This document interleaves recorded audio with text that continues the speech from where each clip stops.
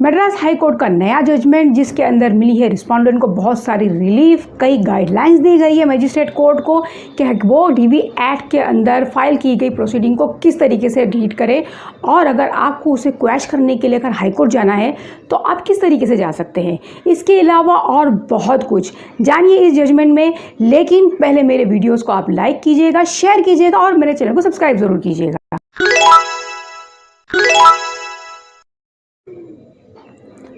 हाय viewers, जैसे कि आप जानते हैं कि जब भी डीवी प्रोसीडिंग चलती है, अगर उसमें कोई abuse of process of law है या उसमें कोई जुरिडिक्शन नहीं दिखा रहा है कि वो लोअर कोर्ट में या मजिस्ट्रेट कोर्ट के सामने चलनी चाहिए, तो ऐसे केस के अंदर हम क्या करते हैं, हम अंडर सेक्शन 482 ऑफ सीआरपीसी के अंदर हाई कोर्ट में एप्लीकेशन डालते हैं या पिटीशन फाइल करते हैं टू क्वैश द प्रोसीडिंग।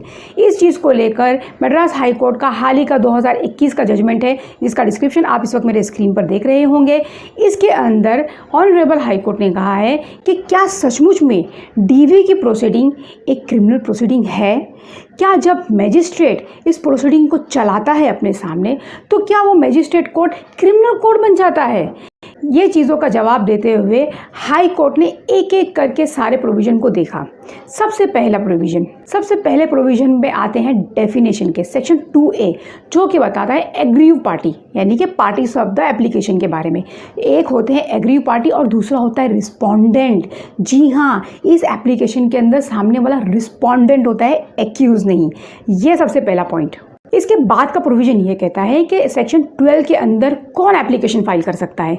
सबसे पहला एप्लीकेशन फाइल कर सकता है खुद एग्रीव पार्टी, दूसरा प्रोटेक्शन ऑफिसर, तीसरा कोई भी बंदा जो कि उसके बिहाफ में एक्ट कर रहा है, यानी कि एग्री पर्सन के अंदर बिहाफ में एक्ट कर रहा है। तो इससे पता चलता है कि यहाँ पर एप्लीकेशन फाइल होती है, कंप्लेंट नहीं। इसके नेक्स्ट का पॉइंट है कि भाई ये एप्लीकेशन फाइल क्यों की जाती है। ये एप्लीकेशन फाइल की जाती है रिलीफ के लिए, और ये रिलीफ बताया गया है under chapter 4 of DV act. ये बताता है कि इसमें आपको कौन कौन से ऑर्डर्स मिलते हैं, जैसे कि प्रोटेक्शन ऑर्डर्स, प्रोहिबिटरी ऑर्डर्स, और उसके साथ मिलता है आपको मॉनिटरी रिलीफ, रेसिडेंस ऑर्डर। तो ये रिलीफ के लिए आप कोर्ट के सामने जाते हो, ना कि सामने वाले को पनिश कराने के लिए। ये था इसके बाद का पॉइंट। फिर इसका नेक्स्ट पॉइंट ये कहता है कि अगर कोई ऑर्डर ग्रांट किया गया कोर्ट की तरफ से, कोई रिलीफ दी गई, तो अगर उस ऑर्डर की अवमानना की गई यानी कि उसके ऑर्डर को नहीं माना गया, तो तब जाकर जो है इसे ऑफेंस करार दिया जाएगा अंडर सेक्शन 30, सेक्शन 31। ये जो है आप अगर इसके अंदर देखें तो इसके अंदर बताया गया कि कॉग्नाइजेंस ऑफ ऑफेंस, यानी कि अगर ऑर्डर को नहीं माना गया तो रिस्पोंडेंट को पनिश किया जा सकता है, उसे पिनलाइज किया जा सकता है और इसे ऑफेंस माना जाएगा। इससे पता चलता है कि जो डीवी प्रोसीडिंग चलती है वो एक तरीके की सिविल प्रोसीडिंग है, क्योंकि इसके अंदर सामने वाला एक्यूज़ नहीं है बल्कि रिस्पोंडेंट है। यहाँ पर एप्लीकेशन फाइल किया जाता है, ना कि कंप्लेंट फाइल किया जाता है। यहाँ पर सामने वाले को पनिश करने के लिए एप्लीकेशन नहीं डाला जाता, बल्कि रिलीफ मांगने के लिए यहाँ पर एप्लीकेशन डाला जाता है। अब इसके बाद और भी बहुत से इंपॉर्टेंट पॉइंट्स के ऊपर डिस्कशन हुआ। इंपॉर्टेंट डिस्कशन ये है कि क्या ये जो प्रोसीडिंग है ये क्रिमिनल प्रोसीडिंग है जो कि क्रिमिनल कोर्ट के सामने चलती है। अब क्रिमिनल कोर्ट होता क्या है, ये तो पूरे सीआरपीसी के अंदर कहीं मेंशन नहीं किया गया है। बस ये बताया गया है सेक्शन 6 के अंदर कि कौन कौन से कोर्ट क्रिमिनल कोर्ट में इंक्लूड होते हैं, जिसके अंदर मजिस्ट्रेट कोर्ट भी शामिल है। नो डाउट मजिस्ट्रेट कोर्ट जो है क्रिमिनल कोर्ट में इंक्लूड होता है, लेकिन सिर्फ मजिस्ट्रेट कोर्ट का होना एक क्रिमिनल कोर्ट के लिए काफ़ी नहीं है। उसके सामने प्रोसीडिंग क्या चल रही है वो डिसाइड करता है कि वो कोर्ट क्रिमिनल कोर्ट की तरह एक्ट कर रहा है या एक सिविल कोर्ट की तरह एक्ट कर रहा है। ये कोई नई बात नहीं है कि मजिस्ट्रेट कोर्ट को कोई ऐसे मैटर दिए गए हैं जो सिविल इन नेचर हो। चलिए इसको डिसाइड करने के लिए एक एक करके जो है पहले डीवी के ही सेक्शन को जो है मद्देनज़र रखा गया कोर्ट के सामने। सबसे पहला सेक्शन जो कोर्ट ने मद्देनज़र रखा, सबसे पहला सेक्शन जो मद्देनज़र रखा गया वो है सेक्शन 28 ऑफ डीवी एक्ट, जो कि कहता है प्रोसीजर के बारे में कि कौन से प्रोसीजर को फॉलो किया जाए। अब ये सेक्शन को अगर आप गौर से देखें तो ये कहता है the proceeding under section 18 and 20 and under offence under section 30 and 31, 32। इसके अंदर ये बताया गया है कि जो प्रोसीडिंग चलती है, जो रिलीफ की प्रोसीडिंग चलती है और जो ऑफेंस है जो कि सेक्शन 30, 31, 32 और उसके बाद के जो ऑफेंस बताए गए उसे फॉलो करने के लिए सीआरपीसी के प्रोविजंस लगेंगे, सीआरपीसी का प्रोसीजर फॉलो होगा। अब ये सेक्शन खुद बताता है कि जो रिलीफ आप मांगते हो अंडर सेक्शन 12 ऑफ डीवी के अंदर, यानी कि जब एप्लीकेशन फाइल करते हो, वो एक क्रिमिनल प्रोसीडिंग नहीं है, इसलिए ये तो एक प्रोसीजर है, एक प्रोसीजरल एस्पेक्ट है जो कोर्ट के सामने चलता है। जो ऑफेंस है वो सेक्शन 30, 31 एंड 32 है। इसीलिए पूरे डीवी एक्ट को दो हिस्सों में डिवाइड किया गया है। एक हिस्सा जो कि रिलीफ आप कोर्ट के सामने मांगते हो, जैसे कि मॉनिटरी रिलीफ, रेसिडेंस रिलीफ, इसे कहा गया है कि ये सिविल इन नेचर है। लेकिन जो दूसरा हिस्सा, अगर इस ऑर्डर को नहीं माना गया तो जो पनिशमेंट होता है अंडर सेक्शन 30, 31 एंड 32, तो इसे माना गया है कि ये क्रिमिनल पार्ट है। तो जिस तरीके से एक गिरगिट रंग बदलता है, ये वर्ड यूज़ किया गया है इस जजमेंट के अंदर कि जिस तरीके से एक गिरगिट अपने सर्कमटेंसेस के हिसाब से रंग बदलता है, बिल्कुल उसी तरीके से डोमेस्टिक वायलेंस भी सर्कमटेंसेस के हिसाब से अपना प्रोसीजर बदलता है। शुरू में ये रहता है सिविल इन प्रोसीजर, लेकिन अगर इसके ऑर्डर की अवमानना की गई तो ये बन जाता है क्रिमिनल इन प्रोसीजर। इसके बाद आते हैं डेफिनेशन पार्ट के ऊपर, यानी कि कंप्लेन की डेफिनेशन क्या है सीआरपीसी के अंदर। कंप्लेन की डेफिनेशन ये है कि any complain made in writing और ओरल टू मैजिस्ट्रेट, यानी कि मैजिस्ट्रेट को सामने अगर आप कोई कंप्लेन राइटिंग में दे रहे हैं, ओरली दे रहे हैं, इस व्यू से, इस इंटेंशन से कि उसके अगेंस्ट में एक्शन हो as per due process of law, तो वो कंप्लेंट होता है एज पर सीआरपीसी। लेकिन डीवी के अंदर ऐसा नहीं है। डीवी के अंदर if you are making any allegation in writing और ओरल बिफोर प्रोटेक्शन ऑफिसर और बिफोर मैजिस्ट्रेट, इसके अंदर इसे पनिश करने के लिए नहीं किया जाता बल्कि रिलीफ मांगने के लिए किया जाता है। तो ये एक जो है, इसीलिए ये एक कंप्लेंट नहीं है, ये एक तरीके की प्रोसीडिंग है। इसीलिए कंप्लेंट के जितने भी सेक्शंस हैं, सेक्शन 190, सेक्शन 200 एंड 202, 203, 204 रिलेटेड, जो कंप्लेंट से रिलेटेड जितने भी सेक्शंस हैं, वो सेक्शन जो है वो यहाँ पर एप्लीकेबल नहीं होते, यानी कि डीवी मैटर्स में एप्लीकेबल नहीं होते। ये मैटर के अंदर एविडेंस चलता है तो यहाँ पर एफिडेविट इन चीफ फाइल किया जाता है। क्रिमिनल कोर्ट्स के अंदर ऐसे नहीं होता, वहाँ पर आपको ओरल एविडेंस देना पड़ता है। तो ये चीज़ का भी एक डिस्टिंक्शन है कि ये एक क्रिमिनल प्रोसीडिंग नहीं है। जैसे कि मैंने इससे पहले भी आपको कहा कि लोअर कोर्ट एक क्रिमिनल कोर्ट की तरह एक्ट कर रहा है या नहीं कर रहा, ये डिपेंड करता है कि उसके सामने प्रोसीडिंग क्या चल रही है। इस चीज़ को लेके कई जजमेंट जो है उसको रेफ़र किए गए। एक जजमेंट जो है मैं आपके सामने रखना चाहती हूँ। ये जजमेंट बॉम्बे हाई कोर्ट का जजमेंट है। इसके अंदर क्या होता है व्यूअर्स, के जो टैक्स है, टैक्सेशन से रिलेटेड एक मैटर जो है मैजिस्ट्रेट कोर्ट के सामने आया था, जिसके अंदर मैजिस्ट्रेट को टैक्स और रेट ऑफ टैक्स डिसाइड करना था। इसके अगेंस्ट में अपील की सेशन कोर्ट में। अब सेशन कोर्ट के बाद रिवीजन फाइल करना था हाई कोर्ट में। हाई कोर्ट में सबसे बड़ा सवाल ये उठा कि भाई ये रिवीजन सिविल रिवीजन के तौर पर फाइल होगा या क्रिमिनल रिवीजन के तौर पर फाइल होगा, यानी कि ये सिविल जुरिडिक्शन में जाएगा हाई कोर्ट की या क्रिमिनल जुरिडिक्शन में जाएगा।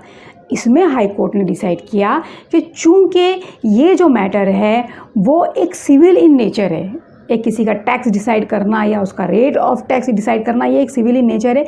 भले ये मैजिस्ट्रेट कोर्ट को ये काम दिया गया था, लेकिन चूंकि ये सिविल इन नेचर है इसीलिए इसके लिए सिविल रिवीजन ही फाइल होगा। लोअर कोर्ट कौन सा कोर्ट है, वो मैजिस्ट्रेट कोर्ट है या सिविल कोर्ट है, ये मानी नहीं रखता। मायने ये रखता है कि उसके सामने रिलीफ क्या मांगी गई, उसके सामने प्रोसीडिंग क्या चली, वो प्रोसीडिंग डिसाइड करता है कि हायर अथॉरिटी के सामने, यानी कि जब हाई कोर्ट में आएंगे आप, तो अल्टीमेट रिलीफ जब आप मांगोगे वो सिविल जुरिडिक्शन में मांगोगे या क्रिमिनल जुरिडिक्शन में मांगोगे। ये एक मैटर था। इसके अलावा एक और मैटर 1919 का प्रीवी काउंसिल का एक जजमेंट है। भी यही कहा था कि जब अल्टीमेट रिलीफ जो मांगा गया if it is civil nature, तो जब आप हायर कोर्ट में आओगे तो सिविल जुरिडिक्शन के अंदर आओगे। ये भी एक चीज़ों को मद्देनजर रखा गया। इसके अलावा और एक डिस्टिंक्शन है कि यहाँ पर जब भी एक एप्लीकेशन फाइल किया जाता है डीवी के अंदर, तो मैजिस्ट्रेट जो है वो समन्स इशू नहीं करता एज पर सीआरपीसी, वो इशू करता है notice as per DV act. इसके अलावा अगर प्रोसीडिंग चलती है और आपको अपील फाइल करना होता है तो आप सीआरपीसी के प्रोविजन के हिसाब से अपील नहीं फाइल करते, बल्कि as per section 29 of DV act के अंदर अपील फाइल करते हो।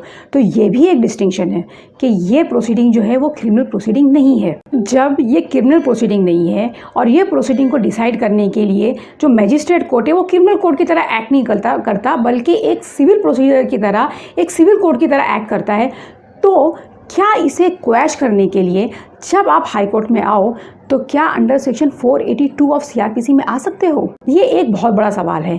अब इसे जवाब देने के लिए हाई कोर्ट ने कहा कि सेक्शन 482 एक्चुअली है क्या। 482 ये कहता है कि जब भी कोई abuse of process of law होता है लोअर कोर्ट के सामने, या तो कोई एंड ऑफ जस्टिस नहीं मिलता वहाँ पर, तो उस एब्यूज़ ऑफ प्रोसेस लॉ को रोकने के लिए या end to meet the end of justice आप हाई कोर्ट के सामने आ सकते हो। लेकिन ये चूँकि ये 482 सीआरपीसी के अंदर है तो इसीलिए क्रिमिनल जुरिडिक्शन वाला प्रोविज़न है। इसका मतलब ये नहीं कि आप जो है डीवी के अंदर कोई आपको रिलीफ नहीं मिलेगा हाई कोर्ट के सामने, ऐसी बात नहीं है। आपको अगर क्वैश करना है तो आप अंडर आर्टिकल 227 के अंदर पिटीशन फाइल कर सकते हो हाई कोर्ट के सामने। इसके अंदर और 482 के अंदर कोई डिफरेंस नहीं है। देखिए 482 तो सिर्फ इतना कहता है कि कोई abuse of process of law नहीं होना चाहिए और हमेशा there should be end of justice, justice जो है वो मिलनी चाहिए। तो ये जो पावर है ना हाई कोर्ट की इनहेरेंट पावर, ये पावर तो हाई कोर्ट के सामने हाई कोर्ट के पास हमेशा से थी। ये कोई नई चीज़ नहीं है जो अंडर सेक्शन 482 के अंदर मिल रही हो। ये हमेशा से हाई कोर्ट के पास ये पावर्स है। और उसके अलावा जैसे कि एक सुपरिटेंडेंट यानी कि एक जो सुपीरियर पावर होता है हाई कोर्ट का कि वो देखे कि लोअर कोर्ट में क्या चल रहा है, कि कहीं कोई चीज़ गलत तो नहीं चल रही, तो ये सारी की सारी चीज़ों को सुपरवाइज करने का पावर भी हाई कोर्ट के सामने है। इसीलिए अगर आपको हमारे सामने आना है तो आप 227 आर्टिकल के थ्रू भी आ सकते हो और क्वैश कर सकते हो। इसके अलावा एक बहुत ही अच्छी चीज़ जो है हाई कोर्ट ने कही है, वो ये कहा है कि सेक्शन 28 सबसेक्शन 2, ये जो डीवी के अंदर का जो सेक्शन है वो सेक्शन ये बताता है कि अगर सरकमटेंसेस कुछ ऐसे आते हैं मजिस्ट्रेट के सामने और उससे सरकमटेंसेस को डील करने के लिए और एंड ऑफ जस्टिस को यानी कि इंसाफ करने के लिए अगर ज़रूरी हो तो मजिस्ट्रेट अपने खुद के प्रोसीजर भी बना सकता है। He can lay down his own procedure. ज़रूरी नहीं वो सीआरपीसी या सीपीसी के हिसाब से चले, उसे अपने प्रोसीजर भी फ्रेम करने का पूरा राइट है, ये सेक्शन 28 कहता है। इसीलिए हाई कोर्ट ने कहा कि जहाँ इतने एम्पल पावर्स दिए जा रहे हैं वहाँ कुछ ना कुछ गाइडलाइंस ज़रूर होनी चाहिए ताकि इस पावर का कहीं कोई मिसयूज़ ना हो सके, कहीं कोई abuse of process of law ना हो सके। तो ये गाइडलाइंस जो मैं आपके सामने रखने वाली हूँ ये बहुत इंपॉर्टेंट है व्यूअर्स। मैं चाहती हूँ कि आप इस गाइडलाइंस को बहुत ही गौर से सुने, चाहे तो आप इसे नोट डाउन कर ले क्योंकि ये आपके मैटर में बहुत काम आने वाला है। सबसे पहला गाइडलाइंस वो ये कहता है कि जब भी कोई एप्लीकेशन आपके सामने फाइल हो यानी कि मजिस्ट्रेट कोर्ट के सामने फाइल हो अंडर डीवी, तो उसे एप्लीकेशन की तरह ट्रीट करो, किसी कंप्लेंट की तरह ट्रीट ना किया जाए। देखिए इसमें क्या होता है कि बहुत से गलत तरीके से इस चीज़ों का इस्तेमाल होता है।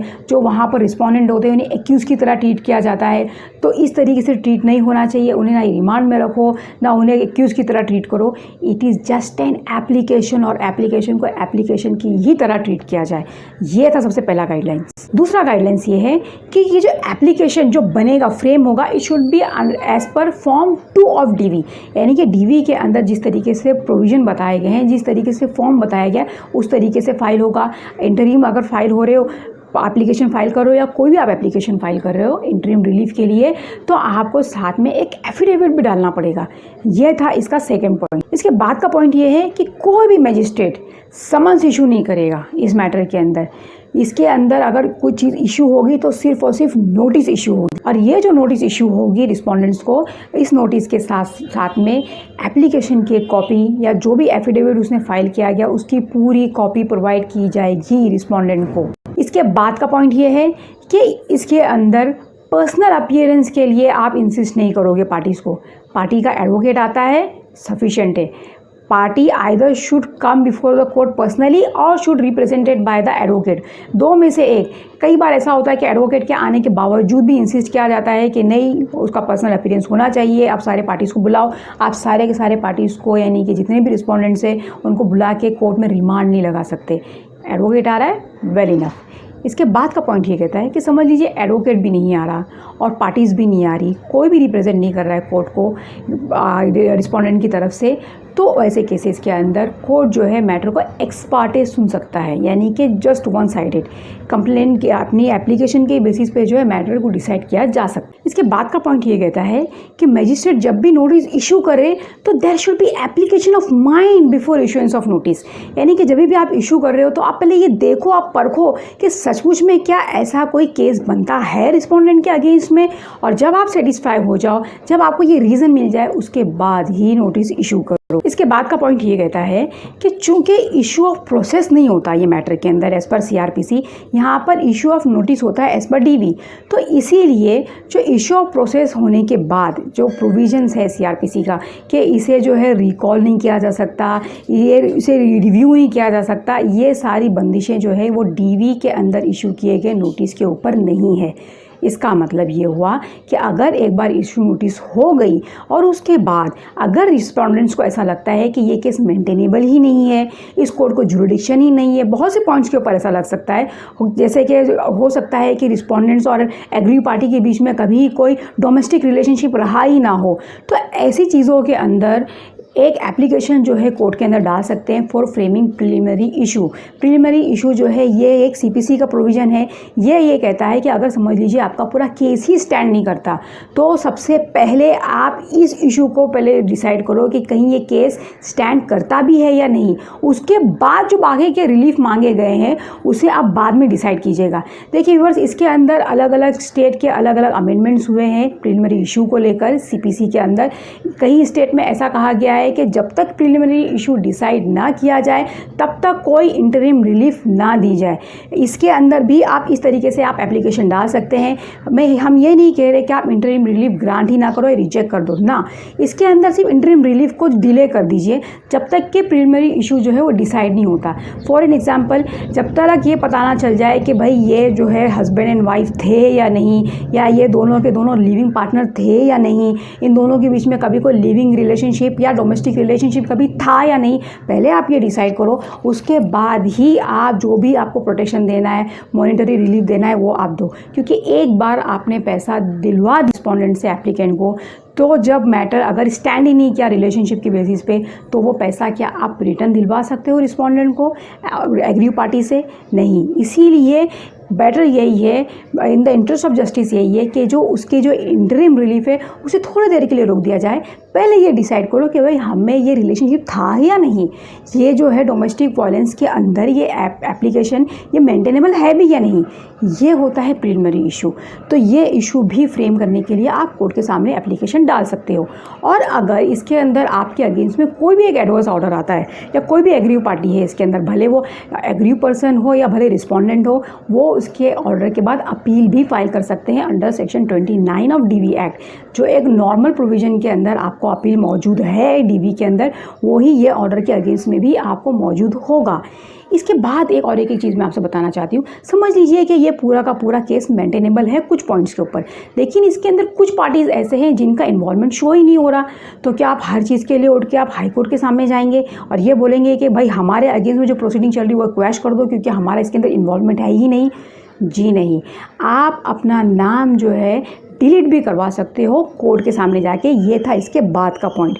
वो कहता है अमेंडमेंट के ऊपर। सुप्रीम कोर्ट का एक जजमेंट आया हुआ है जो कि कहता है कि डीवी एक्ट के अंदर जो एप्लीकेशन फाइल की गई है उसके अंदर अमेंडमेंट पॉसिबल है। अब देखिए अमेंडमेंट किस टाइप का होता है। अमेंडमेंट ज़रूरी नहीं कि जो स्टोरी है, जो मतलब कि कॉज ऑफ एक्शन जो बताया गया है एक एप्लीकेशन के अंदर, उसी के अंदर चेंजेस की जाए। जी नहीं, चेंजेस जो है वो पार्टीज़ के अंदर भी की जा सकती है। पार्टीज़ का नाम ऐड करना, डिलीट करना, जो उसके अंदर जो रिलीफ मांगा गया रिलीफ को ऐड करना, डिलीट करना, जो उसके अंदर कॉज ऑफ एक्शन यानी कि पूरी स्टोरी लिखी गई उसमें ऐड करना, डिलीट करना, ये सारी चीज़ें अमेंडमेंट के अंदर इंक्लूडेड हैं। तो जब सुप्रीम कोर्ट ने कहा है कि इसके अंदर डीवी के अंदर जो एप्लीकेशन फाइल की गई उसके अंदर अमेंडमेंट पॉसिबल है, तो फिर अमेंडमेंट जो है वो हर तरीके का पॉसिबल होना चाहिए, सिर्फ स्टोरी में ही नहीं बल्कि पार्टीज में भी चेंजेस करना पॉसिबल होना चाहिए। इसीलिए अगर आपको अपना नाम डिलीट करना है तो कोर्ट के सामने जाके आप अपना नाम डिलीट भी करवा सकते हैं। ये सिविल प्रोसीजर के अंदर आता है व्यूअर्स। इसके अंदर कभी कभी पार्टी खुद सामने से कोर्ट के सामने आके कहती है कि we should be added as a party defendant, हमें डिफेंडेंट के तौर पर इसके अंदर ऐड किया जाए क्योंकि कहीं ना कहीं हमारा भी राइट इसके अंदर अफेक्ट हो रहा है। तो इसी तरीके से वहाँ पर कभी कभी नाम ऐड किया जाता है, कभी नाम डिलीट किया जाता है पार्टीज़ के। बिल्कुल ये प्रोविज़न यहाँ पर भी एप्लीकेबल होगा। यहाँ पर आप अपना नाम डिलीट भी करवा सकते हो। ये था इसके बाद का पॉइंट। इसके बाद का पॉइंट ये कहता है कि सेक्शन 25 और डीवी वो ये कहता है कि मजिस्ट्रेट जो है वो अपने ही खुद के ऑर्डर को मॉडिफाई कर सकता है, उसे रिवोक कर सकता है, उसके अंदर चेंजेस ला सकता है एज़ पर दी सर्कमस्टेंसेस। तो इस चीज़ का भी फ़ायदा आप उठा सकते हो। अब मैं जैसे एग्जाम्पल देना चाहती हूँ इसका। समझ लीजिए कोई एक्स पार्टी ऑर्डर आपके अगेंस्ट में पास हो गया है, तो अब वो एक्स पार्टी ऑर्डर पास हो गया है तो आप उसे सेट असाइड करने के लिए बिल्कुल उसी कोर्ट के सामने ये एक एप्लीकेशन डाल सकते हो कि the order which is previously pass was set aside. उसके पीछे रीज़न ये था, मैं इसलिए नहीं आ पाया, मेरा एडवोकेट इसलिए नहीं आ पाया क्योंकि उसके पीछे ये रीज़न था। तो ये एक अच्छी चीज़ है कि ये चीज़ें जो है वो अलाउ की गई हैं डीवी के अंदर। इसके बाद का पॉइंट ये कहता है कि हाई कोर्ट ने कहा कि एन नंबर ऑफ जजमेंट्स ऐसे मौजूद है जिसके अंदर बताया गया है कि जब भी आपको इशू नोटिस करना है या सामने वाले को बुलाना है तो आप पहले अपने आप को सेटिस्फाई कर लो कि इनके अगेंस्ट में केस बैठता है या नहीं। तो ये जो है ये कानून या एक तरीके का ये जो जजमेंट है ये फॉलो करने के लिए, भूलने के लिए नहीं है। इसीलिए इसे वापस से स्ट्रेस किया गया कि जब भी आप इशू नोटिस करो तो पहले परख लो, पहले देख लो, अपने आप को सेटिस्फाई कर लो कि इनके अगेंस्ट में केस बैठता है। इसके बाद का पॉइंट है, ये पॉइंट जो है सुप्रीम कोर्ट के एक जजमेंट के ऊपर बेस है। वो ये कहता है कि ये प्रोविज़न के अंदर आप एप्लीकेशन किसी भी दूसरे प्रोविज़न के अंदर रिप्लाई के तौर पे फाइल कर सकते हो या काउंटर क्लेम के तौर पे फाइल कर सकते हो। आप फैमिली कोर्ट में फाइल कर सकते हो, मजिस्ट्रेट कोर्ट के सामने भी फाइल कर सकते हो या किसी सिविल प्रोसीडिंग के अंदर भी फाइल कर सकते हो। एग्जाम्पल के तौर पर अगर समझ लीजिए कि हस्बैंड ने एक डिवोर्स पिटिशन डाला है वाइफ के अगेंस्ट में फैमिली कोर्ट के सामने, तो वाइफ जो है रिप्लाई तो फाइल करेगी कि भाई ये जो डिवोर्स पिटिशन है वो मेंटेनेबल नहीं है। इसके साथ साथ एक क्लेम भी कर सकती है और ये क्रॉस क्लेम के अंदर वो डीवी की एप्लीकेशन जो है वो अपने रिप्लाई के साथ फाइल कर सकती है फैमिली कोर्ट के सामने भी। जी हाँ, इससे ये होगा कि जो मल्टीप्लिसिटी ऑफ प्रोसीडिंग्स होती है, फैमिली कोर्ट में अलग चल रही है, सिविल सूट अलग फाइल किया गया है, फिर बाद में मजिस्ट्रेट कोर्ट के सामने चीज़ें अलग फाइल की गई हैं, तो ये मल्टीप्लिसिटी ऑफ प्रोसीडिंग जो है ये कम होगी। इसके अलावा बताया गया है कि भाई आपको जब भी एग्जामिनेशन लेना है, भले विटनेसेस के एग्जामिनेशन क्यों ना लेना हो, क्रॉस एग्जामिनेशन, आपको एग्जामिनेशन इन चीफ जो है वो एफिडेविट में ही लेना है। इसके बाद लास्ट में कोर्ट ने ये कहा कि चूंकि हम इतने सारे गाइडलाइंस जो है एक रिलीफ के तौर पे दे रहे हैं कि आप प्रीलिमिनरी इशू फ्रेम करने के लिए कह सकते हो, आप अपने नाम डिलीट करा सकते हो, लेकिन इसका मतलब ये नहीं है कि आप अल्टीमेटली हमारे पास यानी कि हाई कोर्ट में क्वैश करने के लिए नहीं आ सकते। आप अभी भी आ सकते हो। It is maintainable, but it is maintainable under article 227 of constitution. यानी कि जैसे नॉर्मल पिटीशन फाइल होता है उस तरीके से उस पिटीशन के अंदर आप क्वैश करने के लिए हमारे पास आ सकते हो। इसके अलावा और भी बहुत से अच्छे जजमेंट्स है व्यूअर्स जो मैं आपके सामने लाती रहूँगी। इसीलिए मेरे वीडियोस देखते रहिएगा और मेरे चैनल को सब्सक्राइब जरूर कीजिएगा। Thank you so much.